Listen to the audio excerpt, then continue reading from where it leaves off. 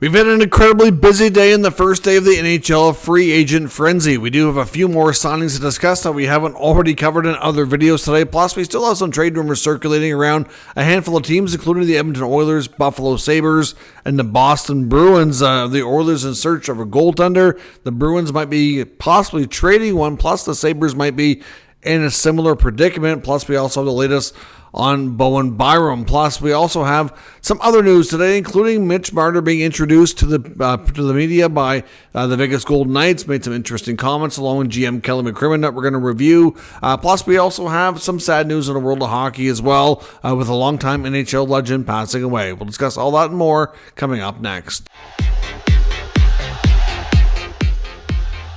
Welcome back to another video here at Top Shelf Hockey. As I mentioned, we have a lot to cover here in today's video. Before we get into some signings and some trade talk, a couple other quick items, including the fact that the NHL hockey world has lost one of its all-time legends.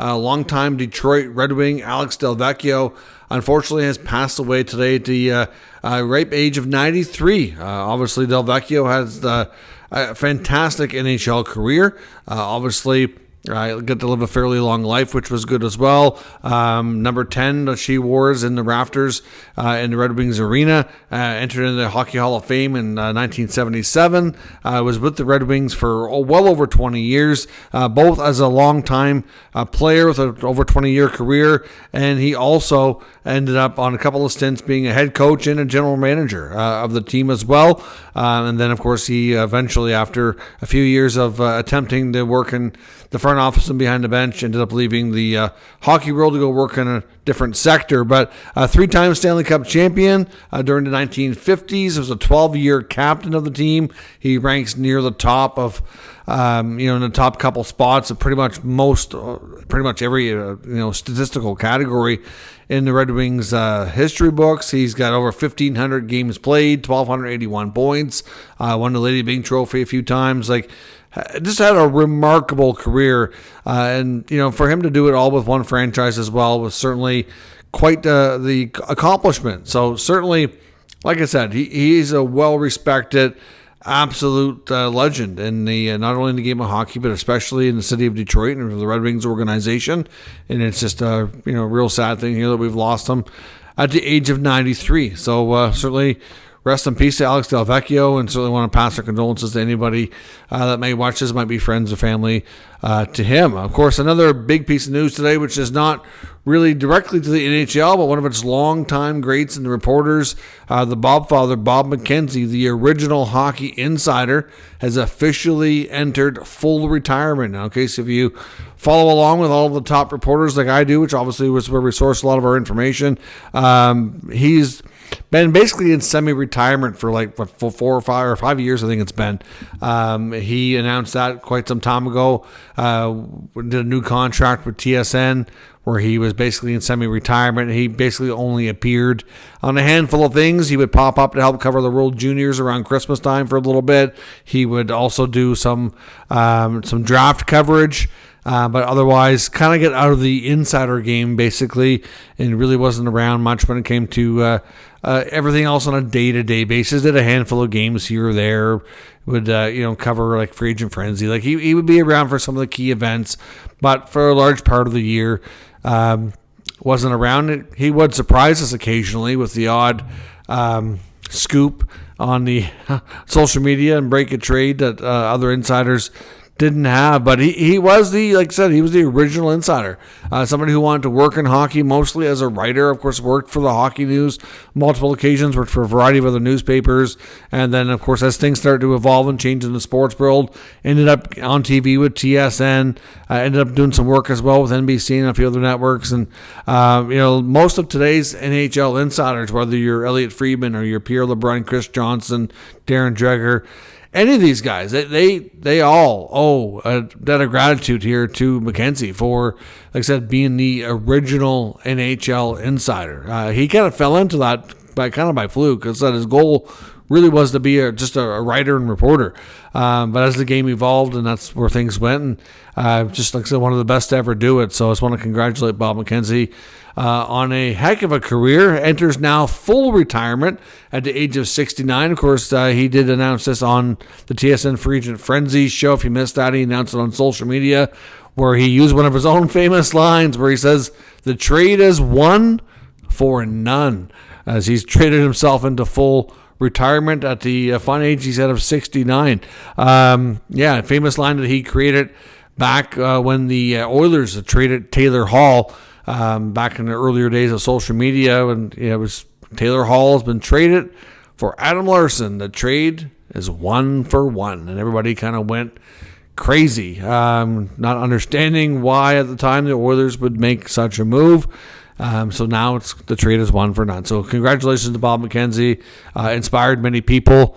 Of course, one of the great reporters that I've always looked up to for a long time. So hope he enjoys retirement, and hope he enjoys more time with his family. And of course, he's got some kids in hockey. Sean McKenzie, his son, works for Sportsnet as a ringside reporter, and his other son Mike works in the OHL as a GM. So certainly, great hockey family and great overall reporter and career. Some other news that we didn't get to in other videos. There's lots of on the channel here today. So we've already covered the bulk of the big signings in a couple of different chunks. We covered a few trades today. In case you missed that, we saw the big Andre Miller sign and trade happen in the early part of the evening. It was rumored most of the day, but didn't go down until later in the day. Of course, we did that. Alex Nedeljkovic, goalie, was traded from Pittsburgh to the Sharks. We covered that and a bunch of other things that went down this morning, a bunch of re-signings and all that. So certainly if you haven't checked all that out, do so if you haven't already, because we're going to get into a handful of other signings here now that I haven't yet covered in those other videos. So the Calgary Flames confirmed they even signed Russian goaltender Ivan Prosvetov. I guess a 1 year, $950,000 contract. So, of course, that will add to more depth to the Flames organization. Of course, they lost Dan Vladar earlier, so he's gone on a free agent contract. So that leaves them, of course, with Dustin Wolf as a starter. And I believe they have Devin Cooley as well, but I think they want to obviously have a little bit more of a competition for the spot. Cooley could end up being the backup. Either way, they need a decent goalie for the AHL. So, you need more depth. So you can never have too many goalies.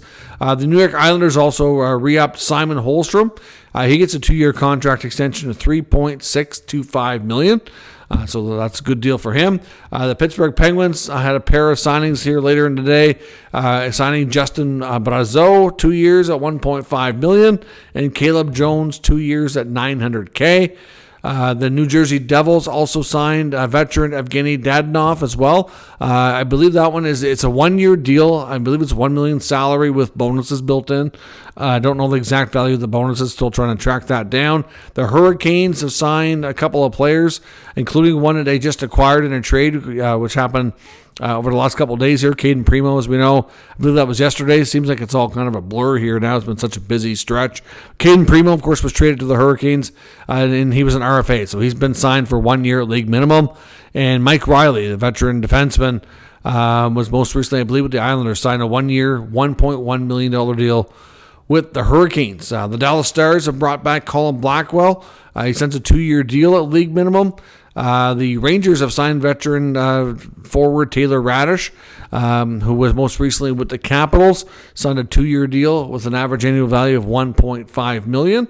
The Senators brought back Wyatt Bongiovanni, who's one of their prospects. It was it's mainly a signing for Belleville in the American Hockey League, but it's a 1 year, 2-way deal. $775 at the NHL level, $160 at the American Hockey League. And the Sabres have re-upped Ryan McLeod on a pretty lengthy and pricey extension, but he did have a career season in Buffalo and will get a bigger role than he ever would have in Edmonton, but he got a 4-year contract at $5 million per season.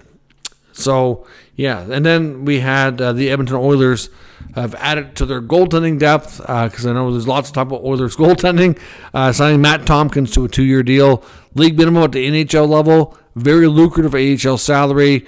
The first year is $400, the second year is $450, and I believe it's $500K total guaranteed, if I'm not mistaken. So yeah, they add to their organizational depth because they didn't re-up Olivier Rodrigue, so he'll kind of take his spot in the role. A little bit of an older goaltender. Spent time at Tampa here. Recently had played in Europe for a while as well. And back when the NHL didn't go to the Olympics, before he actually had a chance to go with Team Canada for that as well. Now, as I mentioned as well, we had an interesting press conference. It was kind of weird to see Mitch Marner in a Vegas Golden Knights jersey. But, of course, all GMs, I'm not sure about all. I shouldn't say that because I think a few of them bumped it till tomorrow.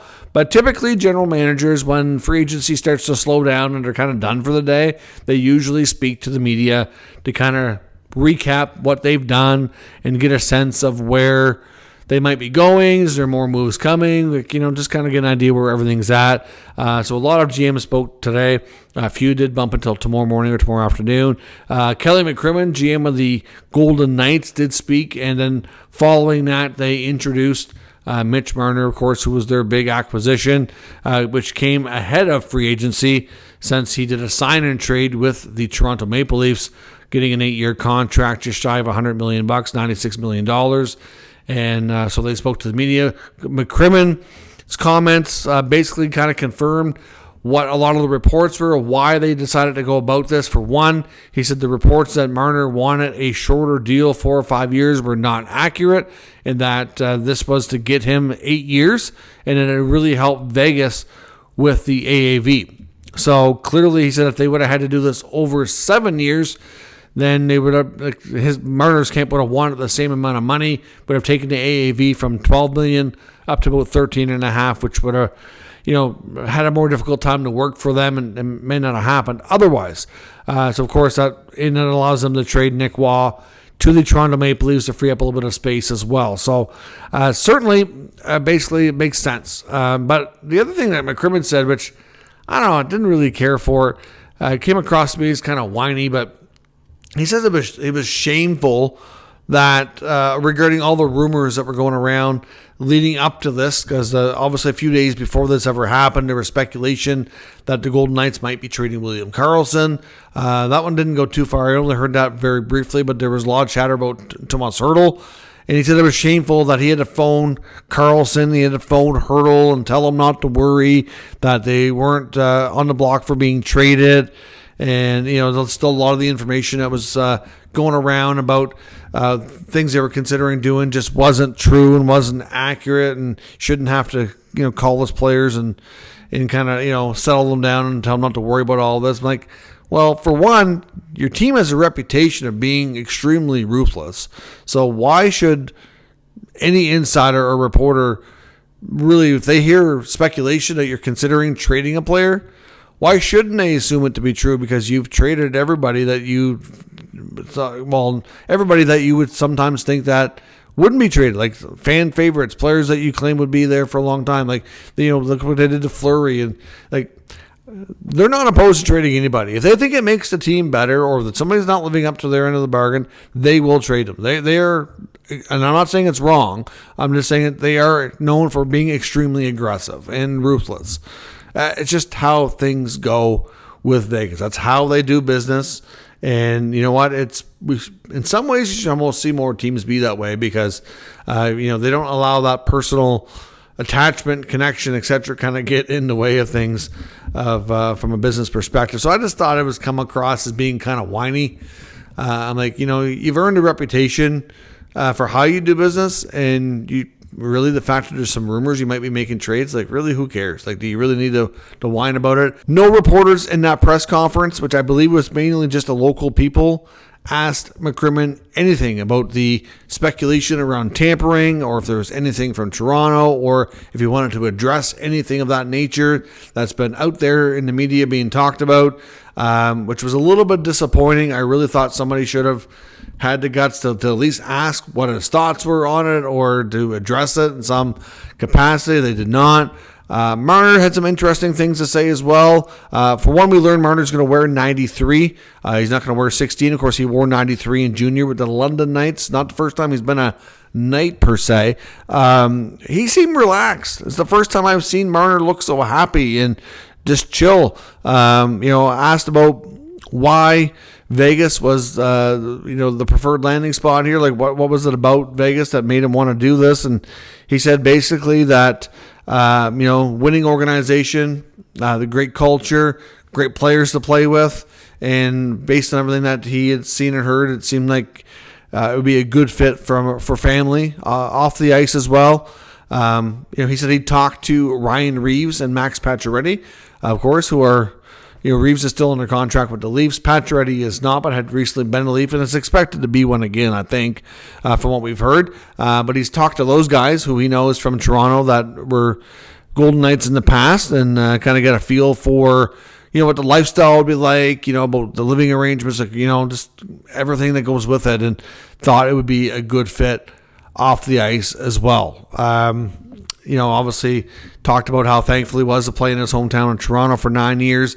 He also did confirm as well some of the other rumors that we've heard. He did confirm that he was asked to be traded at the trade deadline. He just did address the fact that he vetoed a trade because it was poor timing because of his wife being pregnant, and they're about to have their first child, and kind of basically said it just didn't seem right. He said it also didn't seem like something he would want to do as well, to kind of relocate for a short stretch and then probably go somewhere else during free agency.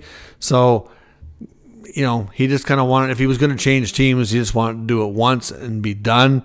He said that he was aware that Vegas did get involved to look at a trade during, and Kelly McCrimmon addressed that as well, saying that they did have conversations and that there were talks with the Leafs about a trade before, and did the 3-team thing that we had heard about. So that's all true. All that stuff is true. Never worked out, and here he is now.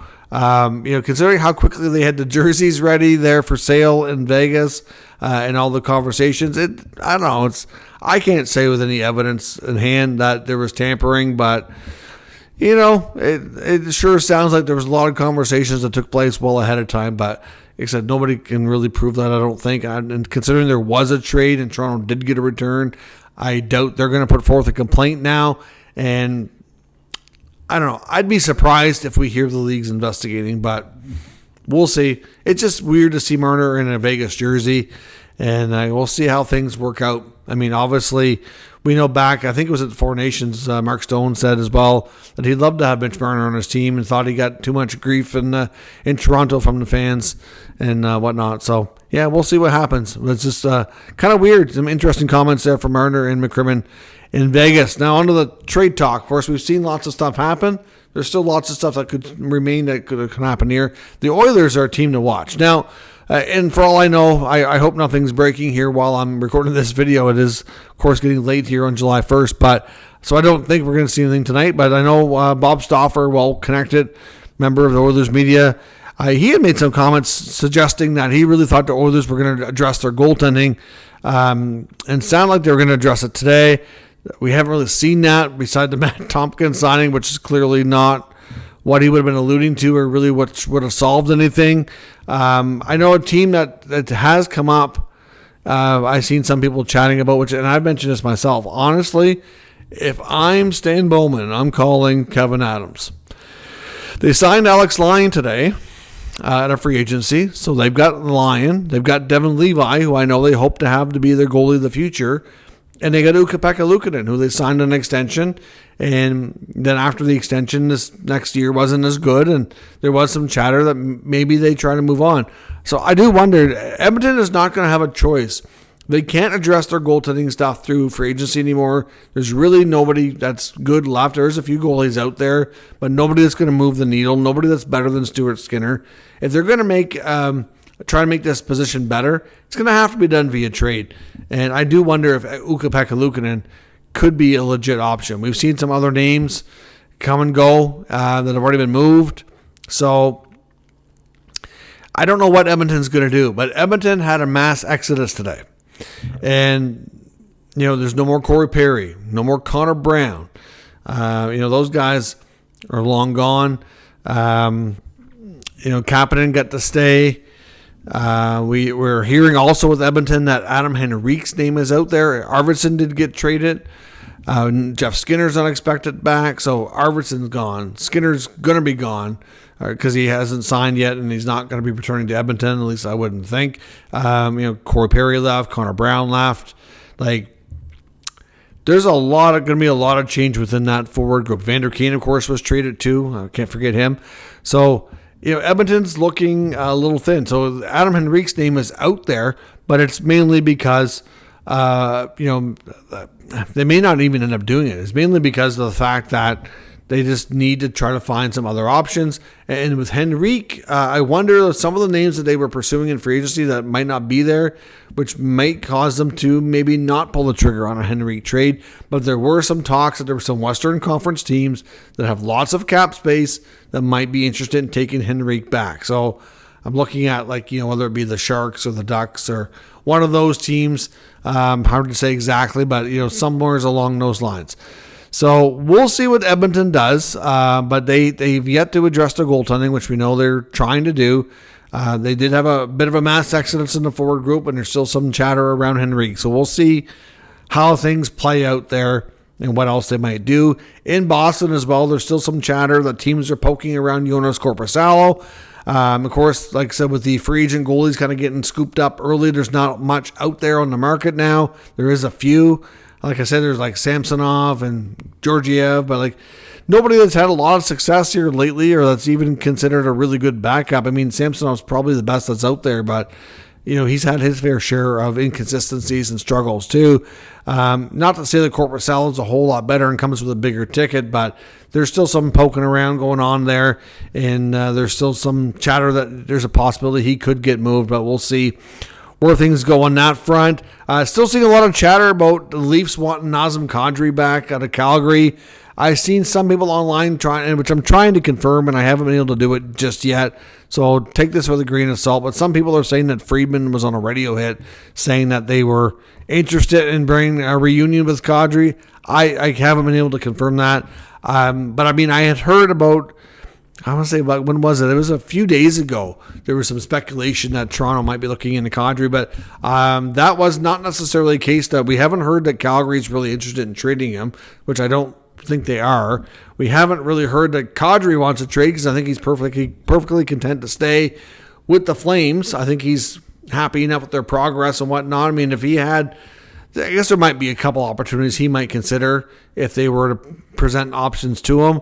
But I just don't know that we have enough evidence to really suggest that that's something that's, real, that each side is really pursuing. But there are some people talking about it out there like there's something to it. So I'm trying to keep an eye on that rumor. But like I said, I'm taking that one with a grain of salt here for right now. Bo Byram's definitely a name to watch as well with Buffalo too. There's still, I think I've heard about 5 or 6 serious teams that are considering trading for him. And there's some that are considering going down the offer sheet route as well, which is what almost happened with K-Andre Miller today. The speculation was that the Carolina Hurricanes were going to offer sheet Miller, and the Rangers got wind of it. Obviously, I don't know if the Miller camp went to the Rangers, said, we're looking at signing this unless you can give us a similar deal. I don't know what they did. But anyways, that was going to happen, and it didn't, and they did a sign and trade. So I don't know, maybe Buffalo and another team could do the same sort of thing for Byram. It seems like the 8th year has become more attractive for some players because if you look at it, if they don't take it now, they're not going to be able to get it next year with the contract length being reduced in the new CBA. So we'll see what happens with Bo Byram, but he would be a player that I would watch on an offer sheet. I mean, you don't want to... I know Buffalo is likely to trade him, but they may not like the compensation for the offer sheet like they would in another negotiated deal. So you might force their hand, right? So I think teams are going to negotiate here for a little bit.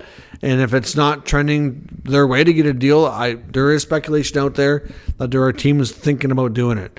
Nick Ehlers, of course, the big fish, never signed today. Obviously, top name that's out there. And we've heard some teams like Carolina. Obviously we heard that he wants to go to a place where it's a little quieter media-wise.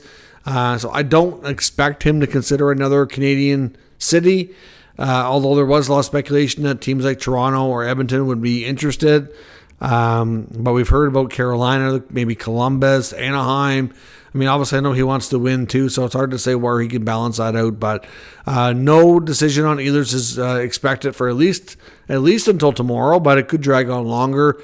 Some reporters think he's quite content to wait things out and take his time here making this difficult choice. Andrew Mangiapane is another name to watch as well. There is some talk that a couple of Canadian teams, including the Oilers and the Leafs, both have various levels of interest there. So we'll see. I know a couple names also to watch in Seattle, including like Jaden Schwartz and Jared McCann are players that they considered trading. I think they've had some conversations around it. I know the Senators were linked to McCann. They pretty much have kind of filled out their lineup, but I wouldn't, if Ottawa does anything else at all, it would only be through the trade market, I think, if they were able to upgrade that top 9, and a McCann trade would be something that would move the needle. So hard to say for sure, but that might be the only thing we see if they decide to go down that road.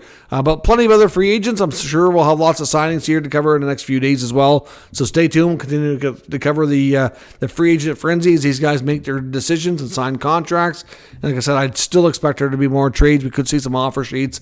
So it's just the beginning of the offseason, but stay tuned for plenty more content and things to discuss. Thanks for watching, and I'll catch you next time.